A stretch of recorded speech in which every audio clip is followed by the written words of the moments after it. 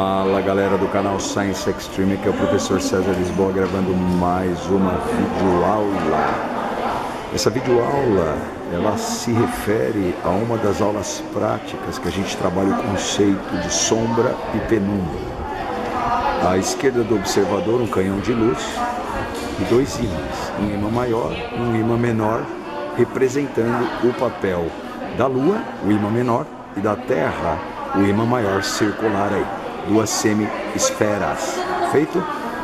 Essa aula pode ser usada também para trabalhar o conceito de eclipse. No caso aqui, você, educador, esse é um eclipse solar.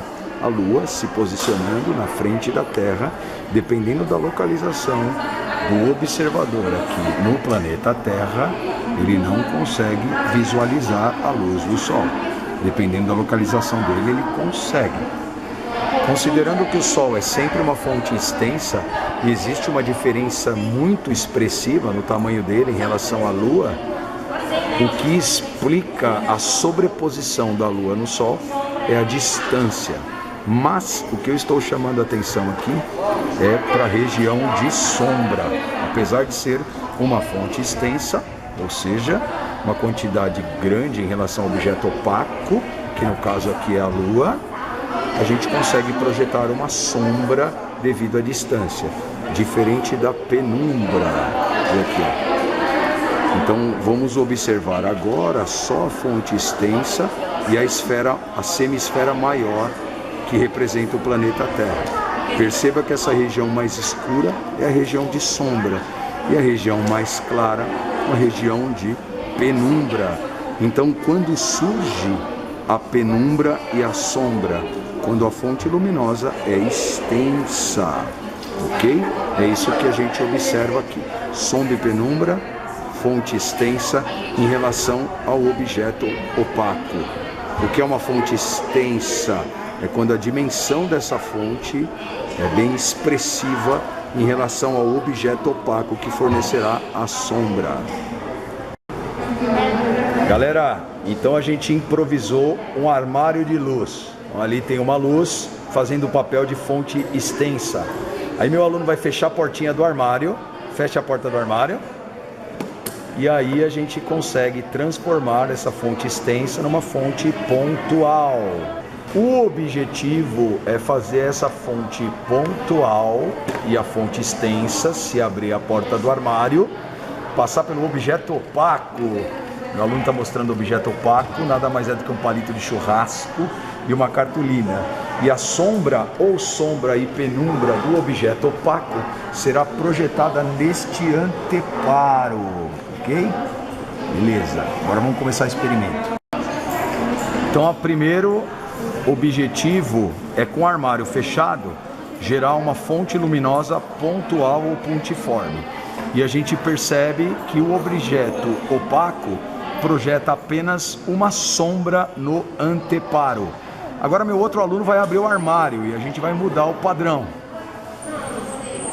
Agora, se ele interferir na distância do objeto opaco, aproxima um pouco mais da fonte, aproxima um pouco mais da fonte luminosa, Aí, ó, ele consegue projetar tanto sombra quanto a penumbra, tá? E penumbra pode ser considerado um conjunto de sombras sobrepostas. Isso explica a falta de nitidez da sombra do objeto opaco no anteparo, beleza? Bom, então conceitualmente a gente sabe que o que interfere na geração de uma sombra ou da sombra com a penumbra é o fato de a fonte pontual gerar sombra ao passar pelo objeto opaco e a fonte extensa gerar sombra e penumbra. Porém, se a gente interfere nas distâncias, a gente consegue promover sombra e penumbra. Então, no primeiro momento, a gente está promovendo sombra. Vamos promover a penumbra com essa fonte pontual. Vai lá. Quando ele aproxima da fonte pontual, eu não sei se dá para ver no vídeo, mas além da sombra, a gente consegue perceber uma penumbra no anteparo. Agora vamos fazer a mesma coisa com a fonte extensa. Vai, meninos. Abre a portinha do armário e vamos lá, tudo ao vivo, sem corte. Então percebe que neste primeiro momento, então o meu aluno está gerando penumbra, aproxima da fonte extensa, vai lá. Aproximando da fonte extensa, a gente perde nitidez, tenho sombra e penumbra. Agora vamos gerar só a sombra. Para gerar só a sombra, ele afasta da fonte luminosa extensa o objeto opaco. E no anteparo, a gente vê apenas a sombra. É isso aí, galera, essa videoaula fica por aqui. A gente só vai discutir agora uma questão relacionada que é o final do relatório. Até mais. Obrigado, meninos. Ou então, finalizando essa videoaula, vamos discutir a questão relacionada. Um professor de física perguntou aos seus alunos como era possível a ocorrência de eclipses. Ele obteve as seguintes respostas. E aí, educador, para os meus alunos, eu coloco como dica a olhar as páginas do livro onde está descrito, né, a definição com imagens dos eclipses, tanto o solar quanto o lunar. Então, João disse que o eclipse solar ocorre quando a Lua posiciona-se na região de sombra da Terra. Para que o eclipse ocorra, os 3 astros devem estar alinhados. O que está errado aí no comentário do João? O eclipse solar ocorre quando a Lua posiciona-se na região de sombra da Terra. O João, no caso, ele definiu eclipse lunar, quando a sombra da Terra está projetada sobre a face da Lua que enxergamos. Ou seja, é quando eu tenho o Sol, entre o Sol e a Lua, eu tenho o planeta Terra. Lucas, os fenômenos de sombra e penumbra explicam a ocorrência de eclipses?